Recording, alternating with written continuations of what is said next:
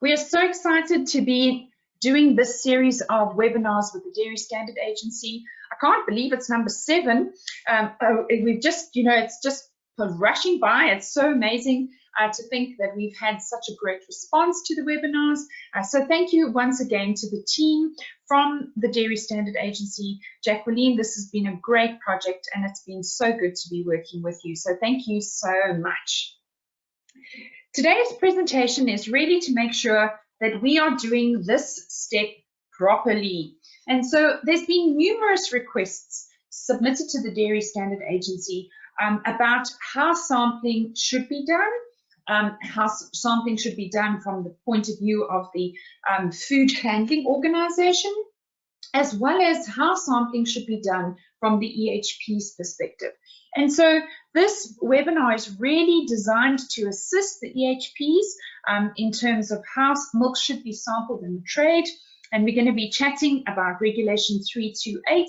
And we're also going to be chatting about some of the challenges in the sampling process and how we can overcome these challenges and get the desired outcome when it comes to ensuring that the test results are in fact accurate. And so joining me today, I have two lovely ladies. I happen to have the privilege of calling them friends. I have Jacqueline Werdendahl and I have Chané Pretorius. And so I'm going to introduce both of them to you, tell you a little bit about them because you need to know who's chatting to you. And as I do this, I'd love to ask them to just pop on their cameras so that we can see them. Ladies, are you out there? Don't you want to join us with your cameras on so that we can make sure that we can see your lovely faces? So I have Jacqueline Werdendahl. Jackie achieved her BSc Agric Food Scientist and Technology at the University of Pretoria. She started on the training board in the dairy industry. And she discovered that that's where she just loved training and she just loved development. Unfortunately, the training board ceased to exist in 2000, which is where she had to come up with another idea for her career. She joined Sensory Assignments Africa. She also then worked for McCormick South Africa. Her passion for training didn't go away though, and she got the opportunity to return to the dairy industry as a training consultant for SAMPRO, and then being part of creating competence. She's currently part of the Dairy Standard Agency team as technical manager, and she assists with information, communication, and education programs in work groups, provides consultation, and acts in an advisory role to milk producers and dairy processing companies. So Jackie will be chatting to us today, and then Chané will also be chatting to us. So Chané Pretorius obtained her master's degree in food science also at the Pretoria University, which is where I met her. She published an academic article in the International Journal for Dairy Technology on the effect of cleaning regimes on spore formers during ESL milk processing. She has been elected by the South African Society for Dairy Technology as postgraduate student for the year in 2020. She's currently part of the DSA team where she can further her passion for dairy and the compliance thereof. So Chané, we're looking forward to hearing what you can share today as well. So let's get straight into the discussion that Jacqueline has prepared for us. And so Jackie, I'm going to ask you to join me, please, on camera as well as on screen. Thank you, Chané. We'll chat to you a little bit later. I'm now going to hand over the presentation to Jacqueline so that she can take us through some very, very important information with regards to how the law requires this process to be done. So Jackie, it's all over to you. Thank you, Linda. Good morning, all. It is such a great privilege for us to be part of Wednesday webinar. And thank you for the kind introduction, Linda. To show you why it is important, why we focus on sampling, why it is such an important topic for Dairy Standard Agency, I decided to start my presentation with a little bit of background information. The DSA's primary objective is promoting compliance of milk and other dairy products with product composition and food safety standards. We have a responsibility towards the consumer and other role players in the market to ensure that the products offered for sale are safe for human consumption and that it complies with legal specifications. Now, we have a national monitoring program of milk and dairy products, and that is done in collaboration with the municipal health authorities. It entails that milk and dairy product samples are taken quarterly throughout South Africa with the assistance of the EHPs at the local municipalities. DSA then collects all the samples at the municipalities and testing is done at our DSA laboratory. The test results are then conveyed back to the EHPs to give feedback to the different role players. You can see it's quite a huge task, and we are really grateful for the working relationship that we have with all the EHPs. And we truly believe that this program serves the customers and all the different role players in the dairy industry. So that's just to give you an indication of what we do at Dairy Standard Agency. When we think of sampling, it is not a very complex procedure. It's not rocket science.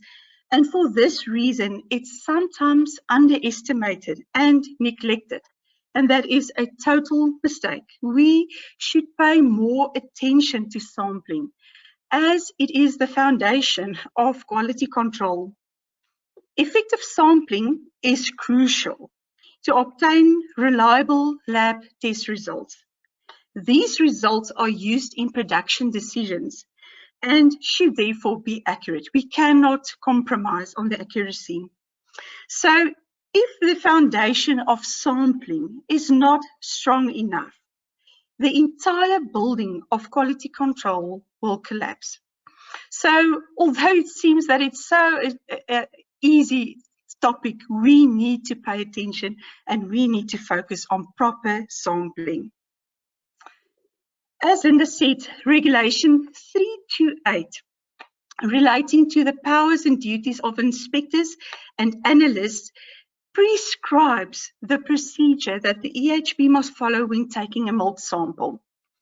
Now, in Regulation 328, the international standard ISO 707, which gives us milk and milk product guidance on sampling, is quoted in that specific Regulation 328.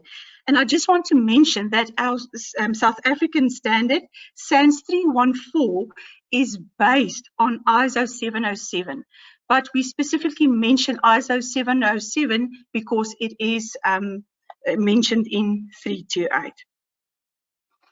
Now, we take a sample, but before we can do the lab analysis, we need to take a representative sample. But what is a representative sample?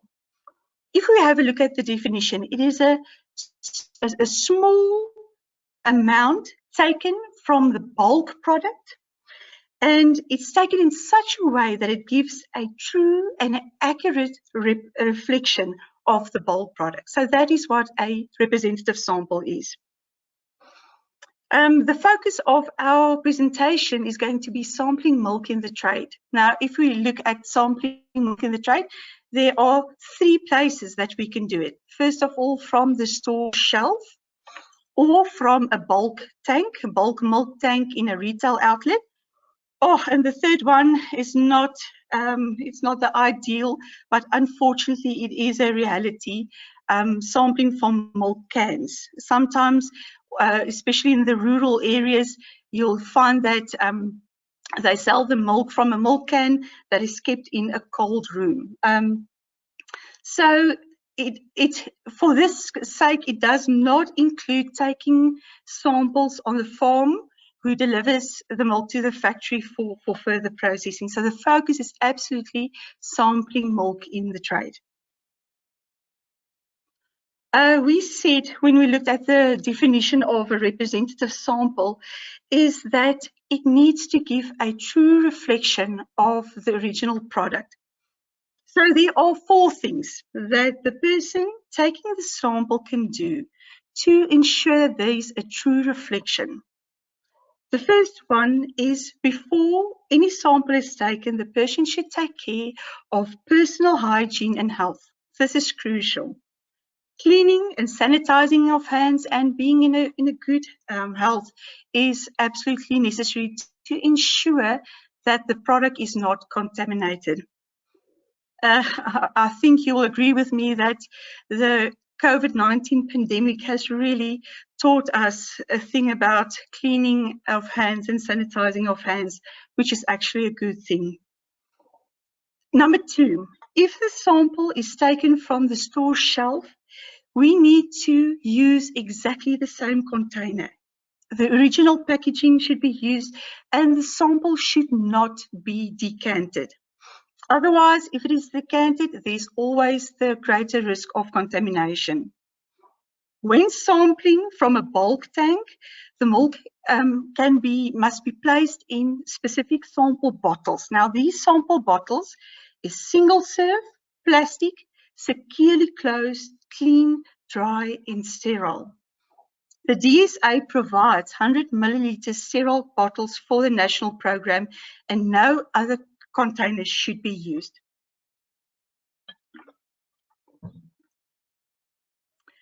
The third thing that we need to look at is whenever a sample is taken, proper marking of the sample is important, and also completing a processing form with the corresponding sample code.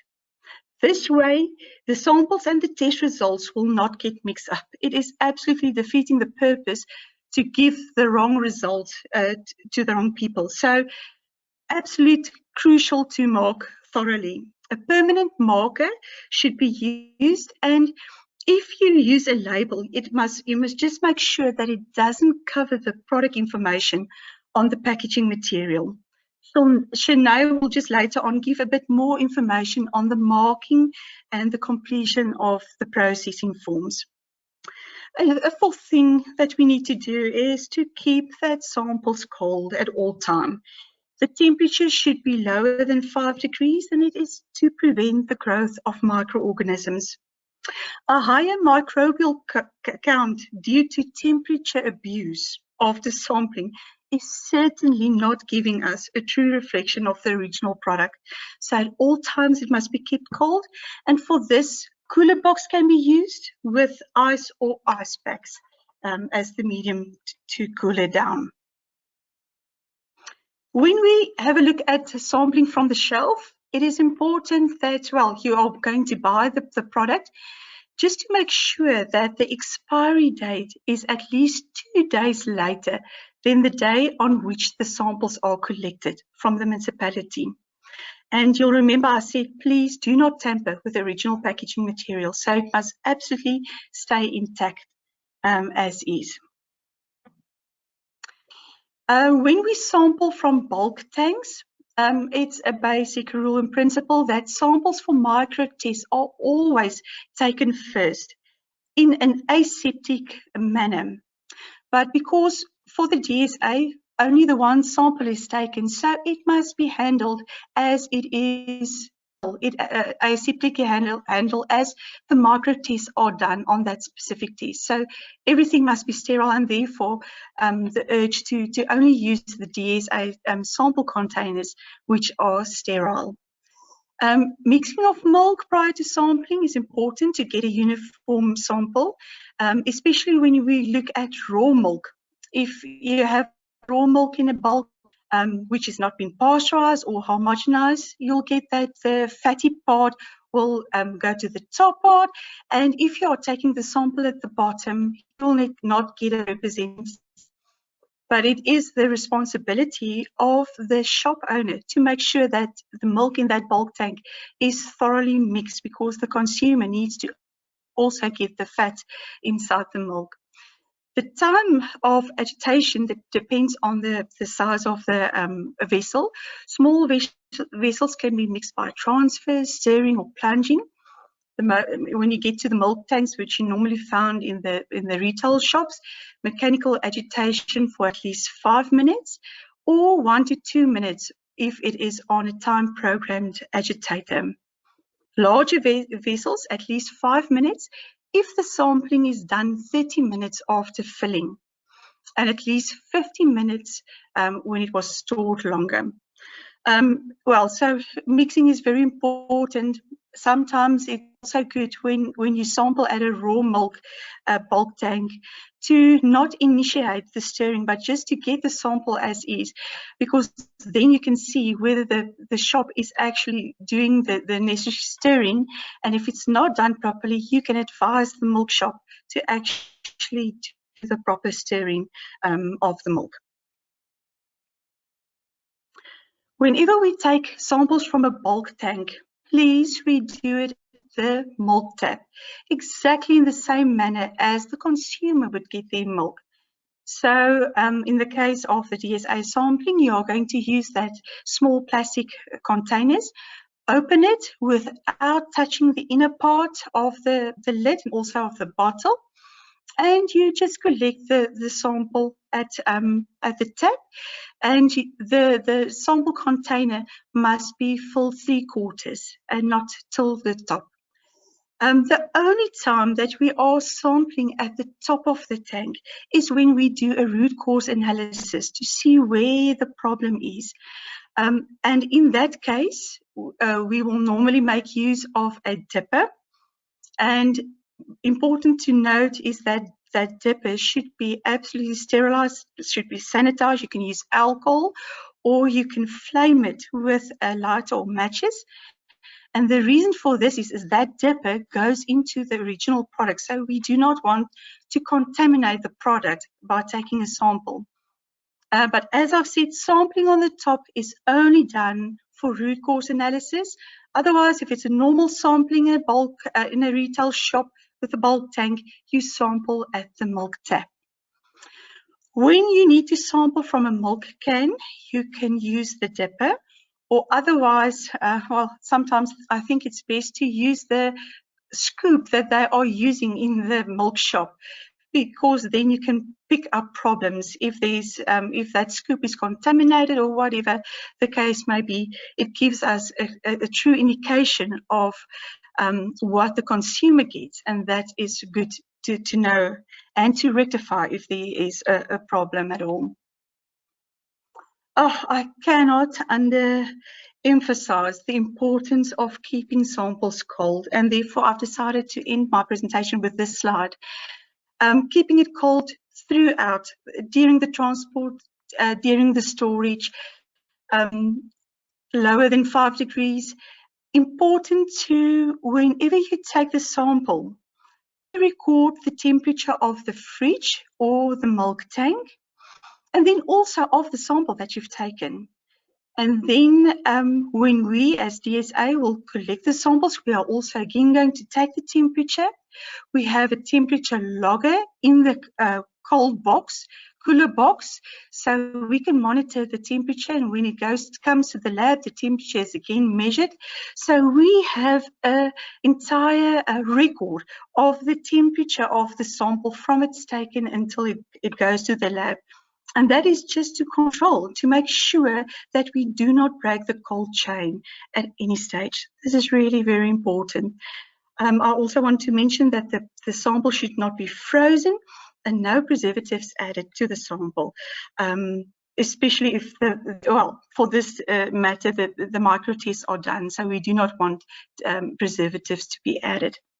So yes, on this cold note, I conclude my presentation. Thank you. It's going to kind of go through some of the challenges that they face when they get the samples in the lab, and also some of the things that you need to be particularly aware of. So Chané, I'm coming over to you so that you can take us away for the second part of the presentation. Thank you so much.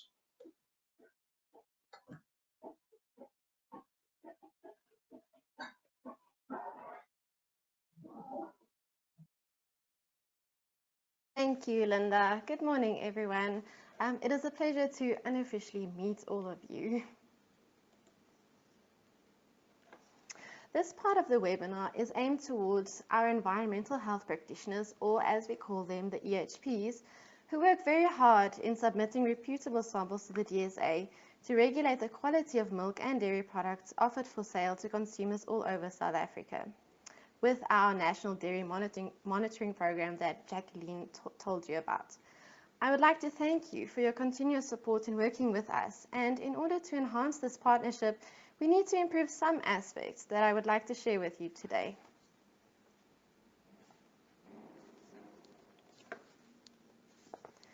We receive many samples for which we are truly grateful for. However, we do experience some challenges. This includes incorrect or invalid samples being submitted, which may result in financial losses and misunderstandings. Firstly, please check the dates on the samples and ensure that products aren't sampled near their expiration or use-by dates. As Jacqueline has mentioned, the submission of the sample should take at least 2 days before the best before or expiry date. It is not our policy to analyze products beyond the best before dates, as it is not the objective of the project to determine the shelf life of products. We only determine whether or not a sample complies with microbiological requirements when offered for sale within the date printed on the packaging. Secondly, please do not sample compromised products, as these would not be representative of the intended quality of the brand being tested. Also, please do not buy and submit, or rather do not submit non-dairy products. For example, dairy-free milk, soy milk, or imitation cream or margarine or fat spreads. Our focus is purely on dairy products. Check for dairy ingredients in the ingredients list if you are uncertain. Please make an effort to sample products from the smaller producers in your area or the major producers that produce in your area of jurisdictions. We receive many duplicate samples from the same municipal areas, so please communicate among yourselves to avoid duplications. Not only do we want to protect the consumer's safety, but we also want to assist the smaller business owners in staying on the right path and making a success of their businesses. Lastly, please make sure you sample the correct product type for the specific cycle as indicated by the DSA in email communications. For example, please don't submit Amasi during the cheese sample run and so on. Due to high costs, the lab only obtains consumables for a specific cycle's analyses. Therefore, not all products can be tested at any given time, as different products require different analyses, as according to Regulation 1510. The second challenge we face is the bulk milk containers. Please only make use of the DSA 100 ml sampling bottles that we supply. Other sampling bottles are not guaranteed to be sterile. And please let us know if your sample bottles have been depleted, and we will supply you with more. Only fill the sampling bottle up to the 100 ml filling line below the lid. If the sampling bottle is too full, it makes analyzing difficult and the sample may become compromised. Do not decant milk from a larger container into the bulk sampling bottle. It is unethical and the product will become contaminated. Rather submit the larger bottle for analysis if that is how the milk is being sold. Also, ensure the lid of the sampling bottle is closed tightly to safeguard the integrity of the sample. Any compromised product will be discarded, as such results will be invalid. Remember to mark the sample according to the sample code designated by you. When marking the sample, use a permanent marker that will not rub off, especially if the sample may become wet during transit. It is also useful to mark the sample on 2 locations on the sampling bottle, or to include the name of the company or milk shop. Make certain the sample code marked on the sample corresponds to the sample code as indicated by you on the processing forms. And with regards to packaged samples with labels, as Jacqueline has mentioned, avoid marking over labels or batch codes, as the information obtained from the label is critical to assign the sample to a specific class, which entails certain analyses, and also to verify use-by dates and batch codes on the sample. Here is an example of a bulk sampling bottle that has been filled correctly, as opposed to one that has been overfilled. You can see that the bottle has been filled beyond the filling line on the right-hand side. You will see a 100 ml filling line right about where the arrows are, and please do not fill the sample beyond this line. Here is an example of an inadequately marked sample. Ice water and the subsequent handling of the bottle had almost completely wiped off any information needed to trace the sample back to its origin. However, here we can see how a bulk bottle should be marked. The municipality code, cycle, and sample code are written neatly, and a bonus is that it has been written on 2 locations in the bottle, and an extra clue has been given, which is the milk shop's name. It may seem like a tireless effort, but I assure you, the correct marking of a sample is invaluable. It certainly makes my job easier, and if this step is compromised, all is compromised. Our last challenge is the processing form. I'm sure you are all familiar with this form. This form facilitates the ability to trace a non-conforming product's origin. Therefore, the sample's processing form is undeniably imperative. I will first discuss the challenges that we face when receiving processing forms from EHPs, and then I will discuss how to correctly complete this form. Please make sure you are provided with the latest processing form from the DSA. It is usually included in the communication with authorities before a cycle run takes place. Now, the biggest challenge we face is an incomplete processing form. Although we understand how strenuous such a form may be, the information it contains is vital. Therefore, please complete it completely directly after sampling, even better so in the store. Secondly, please write legibly, as a bad handwriting can lead to bad interpretations. The municipality code should also be provided, as this is important to trace the sample back to the correct EHP and to ensure that the correct EHP receives their results. If you are uncertain about your municipality code, please visit municipalities.co.za. Another issue is the sample code assigned to the sample by the EHP is invalid. The sample code is extremely important for traceability, as this code is unique to the sample. This code must be numerical and not in letters, please. Please make sure that the duplicate sample codes are not used in error among EHPs from the same municipality code. Then, the sample type must please be indicated. For example, is it pasteurized milk or is it raw milk? Is it cream, amasi or butter? This can be written out on the processing form if no space is provided. I do check processing forms and I do read everywhere on the form. So if you want to write me a little note, you're welcome to. If there's no space provided to indicate the product type, just write it anywhere, I will see it. The sample type is especially important when it comes to bulk milk because it does not contain a label to indicate whether the sample is raw or not. If you are uncertain, please indicate so on the processing form, as I have mentioned. This is important because different tests are performed on raw and pasteurized milk. For example, the phosphatase test is done on pasteurized milk and contagious abortion is done on raw milk. The incorrect indication of raw or pasteurized milk will lead to the wrong tests being performed. And this leads to a waste of money and meaningless results. Or in many cases, a sample marked as pasteurized was in fact raw, and then it missed the opportunity of being analyzed for contagious abortion, and we all know how important that is. Often, the packaged samples are not marked, especially when they do have a label, and this may cause a mix-up of samples. It is easier for us to verify traceability if use-by dates or batch codes are also provided on the processing form. Please provide the company or brand name, especially with bulk milk that does not contain any label, to verify the company, and also indicate where the sample was taken, as this is also important for traceability.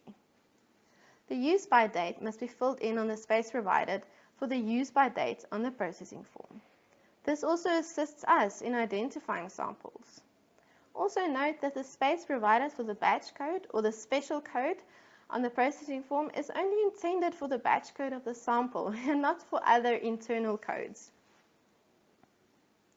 In the end, the best practice is to fill out the processing form in the store or directly after taking the sample. So let's take a walk through the DSA processing form. This is a typical example of a processing form that is completed correctly. As you can see, this one has been typed out. It has not been written by hand. You can make use of either way, but please, as I've mentioned, if you do write out on the processing form, do so legibly, as it makes it really hard to read bad handwriting. So in this left-hand corner, you can see this is where you have to write in the sample code. This is where your municipality code goes, and this is our cycle number and the sample number, which is a unique number for each sample. Here you can indicate your province right below to indicate the town in which you took the sample. Right below that, we have the expiry date as it has been printed on the sample, and also the special code or the batch code. I do verify these codes, but it makes my job a lot easier if you can write this in for me as well. Here you can indicate the fridge temperature and the product temperature itself. And here we have a little remarks box where you can write in anything that you think I should be aware of regarding the sample. You can even write here if it is a raw or pasteurized product, or the product type, if there is no space for it on this side of the processing form. Here you must please indicate your name, who took the sample. Right at the top here is where the date is on which you took the sample, as well as the time at which you took the sample. In the middle here, you must please indicate the brand name or the company name of the product. And at the bottom here, you can indicate where you bought the sample, especially if it is a bulk milk sample. This is very important. On the right-hand side is where the product information is. So what is the product type? Is it a pasteurized milk? Is it unpasteurized milk? ESL milk, etc. This is the milk processing form. There is another product processing form, which is also supplied at the beginning of the cycle run. So you will see you can tick here which sample it is. As I've mentioned, if your sample type isn't here, you can just write it in the remarks section. The class designation is whether it's full fat, low fat, etc. And here's the packaging of the sample. Is it in a plastic bottle? Is it in a bulk milk container? And lastly, the volume of the milk. This is a 2021 version of the processing form. Please make sure you have the latest one. I see many forms that have 2006 date and so on. So please make sure that you have the latest form. And if you're uncertain about anything with regards to the processing forms or bulk milk bottles, please feel free to contact me. In one of our upcoming webinars, Jacqueline will be discussing the interpretation of results that are received from the DSA. So please make sure to listen in, as we rely on you to take these results further and to make a difference by doing the great work that you do. Thank you. Chané, Jackie, won't you please come on board? Won't you switch your cameras on? Yompi, thank you very much for assisting us also with answering some questions. We'd appreciate if you could come on board as well, because I think there are a couple of legal interpretation questions which are possibly not directly related to the sampling process, but perhaps you'd like to weigh in on. So Yompi, thank you very much for being with us as well. Thanks, Grace. You get the brownie points for today's webinar for highlighting the fact that I was having a long conversation with myself. Thank you, Chané. Thank you very much for that detailed explanation and for highlighting the importance of some of those maybe minor details, but when it gets to the lab, it becomes a really serious issue because we can't then use the information correctly and we can't actually, at the end of the day, test the product properly. So I think all of those points, I hope you're all making notes because I think those were very, very important points. Jacqueline, a question to you. I think you did cover it, but maybe you can just kind of go over it again. Do we have to stir the bulk tank before we take samples from the top? Now, as I understood it, you were very clear about saying don't take a sample from the top, but take a sample from the bottom. Was I listening right? Yes, that's correct. For normal taking of a bulk milk sample, as in a retail store, the sample is always taken at the tap. Not at the top. Top is only for root cause analysis. And yeah, whether the sample is taken at the tap or top, it must always be mixed. Okay. And so now you did mention that if I'm selling milk from milk cans, I might have to sample from the top. Obviously, that's a whole nother discussion, but in that case, I would still need to stir the milk before I take the sample from the top if milk is only being sold in milk cans. Yes. Okay, all right. So stir, people. You must stir because we want a homogeneous sample before it goes into the sampling container. Okay, Yopi, if we so milk that is being sold, Tatu, if I understand your question correctly, we don't preserve milk as such. I mean, you know, if we've got raw milk being sold, Yopi, there are a couple of conditions about when raw milk can be sold.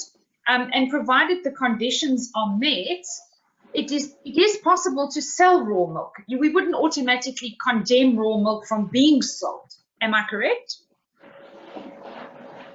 Yes, indeed, Linda. I think what's the problem is we go back to the constitutional assignment of the assignee, of the environmental health practitioner, and it's fundamental that we understand that each and every district municipality that wants to sell raw milk is listed in the regulation 1555. In other words, the Department of Health has given then its consent or its legal consent, let's call it that then, that specific district municipality has already at that stage indicated that it is indeed capable of handling the sale of raw milk in its area of jurisdiction, that it has definitely all the necessary resources and capabilities.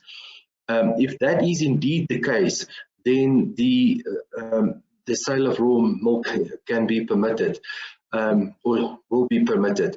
In any other case, no. I think it's not a discussion whether it's then permissible or not. The legal requirement is without that permission from the Department of Health, you cannot sell it. Absolutely, absolutely. There's another question that we can add on to it, Linda, is what happens if I, as a milk producer, is in a specific area where the sale of raw milk is permitted? Do I have the right to take that raw milk across the border to a neighboring district municipality or local authority where indeed it is not permitted? No, you cannot. So the absolute effective communication between the different municipalities are always important. The introduction of raw milk into another area outside jurisdiction is critical, and local authorities, specifically the EHPs, must talk to each other to control the unlawful sale of raw milk in other areas of jurisdiction. Absolutely. So I think hopefully, Tata, that assists you with the answer to your question. Although today Jacqueline dealt in detail with Regulation 328 of April 2007, the regulation that Yompi is referring to here is Regulation 1555, but we have to read them together when it comes to the effective enforcement of the safety of milk within South Africa. Another question linking to this, Yompi, and I think it's also covered under 1555, but also when it comes to 638, when we're actually selling product, what if the person who's selling the milk cannot afford refrigeration? Does that prevent them from selling that milk, whether it's raw or whether it's pasteurized? No. The law is quite clear on the issue. What are the requirements? And now we go back to Regulation 638. What are the requirements from, let's say, a temperature point of view for the sale of milk? You must be able to store or transport, for that argument, milk that is then below the 4 degrees requirement. So if you cannot do it, then that is quite clear that you cannot do it. So, you know, in the case of food safety, it's all about a non-negotiable approach. There should be a zero tolerance because we're dealing with the health of our public. It's not something that we can say, you know, but in the case where there's no refrigeration, we can do this or that. It's all about the safety of the consumer at the end of the day. And for that reason, the milk producer or the distributor or the manufacturer, for that matter, processor, as well as the local health authority, do have the responsibility towards the consumer to ensure a safe product. Yeah. So yes, no, these elements are not negotiable. No, I agree. I think that Regulation 638 does say the best available method. So it could be that it is an insulated cooler box with ice, not necessarily a refrigerator, but that 4 degrees is not negotiable in terms of the sale of. The principle remains refrigeration. Yes. Absolutely. All right. We've got a question here with regards to the labeling. So, Jackie, if I've heard you correctly, perhaps it was Chané, but you emphasized the fact that you should use a permanent marker, because if I use a permanent marker, then it won't get washed off if I do, wipe the sample for any reason. If I use a non-permanent marker, then obviously I'm going to lose all that information if I then, wash it with ice water. Am I correct? Perfect. Okay. Right. And then when it comes to, perhaps, Jackie, a question you can answer. The Dairy Standard Agency, as I understand it, is a not-for-profit company. And I think when it comes to this particular project, you do not perform the duties of an EHP. Am I correct? You perform the testing facility to support the EHP, but the enforcement activities still remain the responsibility of local authorities. Jackie, I think that's what you said. It's exactly like you said. We are not performing the role of the EHP, but we have a support function. We give, as I've said, we reveal the results and also help to interpret the results and to convey it in the correct way to the different role players. Yes, absolutely. Okay, so then when it comes to the results, so how long does it normally take to get the results after the sample is received, Chané? Once the sample is received, we get the results within a day or so. It depends on the analysis. If we test for lactic acid bacteria, it will take a couple of days longer. But we do get the results within a day or so, and then I have to process the results, and then I will send the results to the EHPs as soon as possible. If we get the samples on a Thursday, it should reach the EHPs by the Monday. Okay, so in terms of the 30 days, that's easily doable? The 30 days? What do you mean? So someone's asking a question with regards to the time taken from a sample to the time to receive results, because they have a 30-day window. Are you ever, what's the average time that it takes you to send the results through to the EHP? Because this is a function that is performed for the EHP. It's not the function that's for the company that's being sampled. The results must get to the EHP within 30 days. Am I correct? Yes. So I do send out the milk results within 2 or 3 days. Yes. Yeah. Okay. Yes. So I think that's important in terms of and I'm sure if you're not, if somebody does have a particular issue with results that they haven't received, I'm sure, Chané, they can contact you because, there must have been something go wrong in the system, because it's unlikely that it's going to take more than 30 days for them to get the results from the laboratory at the DSA. No. So if they have a problem, they can just contact me with the sample's unique code, and then I will be able to trace it and find out what is the problem. Perfect. Okay, so just a question regarding contagious abortion. If the results test positive for contagious abortion, obviously that would be the unpasteurized milk. I think we have dealt with this in a previous webinar. If I'm not incorrect, we did chat about, this in terms of how to prevent this within the herd. Jackie, is this, when it comes to the interpretation of the results, the request from Grace is, can we please talk about contagious abortion in our next presentation, where we talk about the interpretation of the results and what we should do now when we get this information? I will include that. Thank you. Thanks so much. And then in terms of the processing form, just a question. I think it's just because it's an abbreviation. What does the spec code stand for? Chané, what does that mean for, I don't know what it means. That is the special code or the batch code that appears on the sample.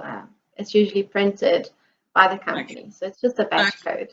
The batch code. Okay, perfect. And then a last question here from the lawyer who's online. We have our favorite lawyer online with us today. And he wants to know, can the results of this analysis be used in prosecution? Yompi, perhaps you'd like to respond? I don't know, all of you at the same time?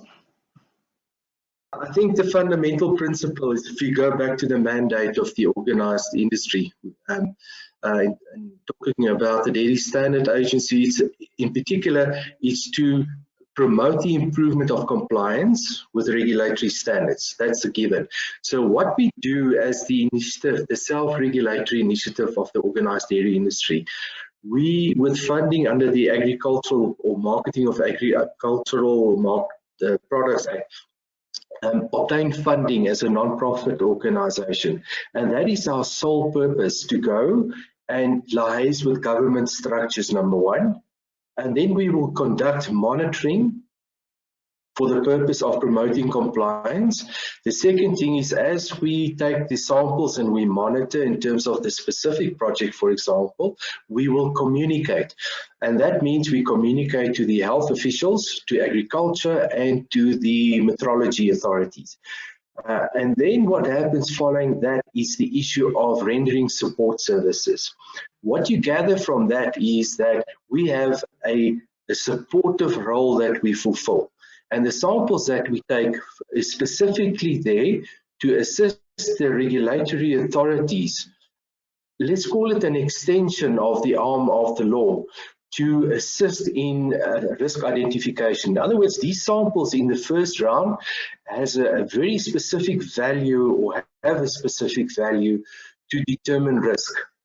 And that is considered as a screening sample. We use the screening sample to indicate to the authorities, please, Mr. Regulator or Mrs. Regulator, here is something wrong in this area, and it's in your area of jurisdiction, and we request you to act. Because remember, the result that the EHP will get is also the result that the processor at the same time will reach his office. So yes, in terms of what is the official sampling element and will it stand in the court, in terms of due diligence, it will give a lot of evidence in terms of historical data, whether this person has been a continuous non-conformer in other words, it tells you a story about this person by the time that he's been taken, let's say, to court, or these statutory actions taken against him. It's very difficult always just to act on one sample. You cannot do that. So the more accurate and reliable information that you can prove or is in your possession by the time that you take legal action, the better for yourself. And that is very important in terms of this sound, strong relationship that we try to maintain with the authorities. Yompi, have there been, cases? So, I mean, have you been, you guys have been doing this for a long time. So have there been cases where this has been the precedent, or this information has been used as part of that, either as a legal defense or as part of the case? Oh, yes, very far and few between, because surely the self-regulatory leg of the industry, it helps with the remedial action and the intervention. So it helps the role of the EHP very definitely, but it does not fulfill the role of the EHP. So when it comes to a court case, I can give you a very good sample what happened once in the Cape Province. I'll keep it vague, but the normal procedure was followed. There was the alert of there's something wrong in this area of jurisdiction. The environmental health practitioner acted accordingly, and the matter went to court. But when it went to court, the matter was thrown out of the court based on technical issues. And what were those technical issues? that the EHP did not follow the protocol as prescribed by regulation. In other words, the person was guilty. He was guilty of an offence, but simply because of the EHP not following technical protocol, the case was dismissed. So it can happen, and I want to really emphasize this to the EHPs. Please make sure that you follow strictly the principles and the rules of the law when it comes to how to conduct your business, as prescribed, let's say, for example, in 328.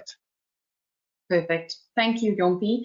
One last question, Jackie. You also mentioned that when you take the sample, I have to make sure that I measure the temperature. Any sort of suggestions around the kinds of thermometers that should be used at this point? A recommendation would be an infrared thermometer. We do not want to use thermometers that we put into the sample and cause contamination. Destroy the sample as well. So that's important. Okay, super. Yes. Right, everyone, our time together has come to an end. So thank you so much. Thank you very much, Jacqueline. Thank you, Chané, for great presentations. Yompi, thank you for coming online at the last minute to help us with some of those technical questions. We do appreciate it. To everyone who joined us for Webinar Wednesday, thank you so much. We look forward to chatting to you again soon. And why don't you just have a fabulous Wednesday for what's left. Have a good day. Thanks, everyone. Keep well. Bye-bye.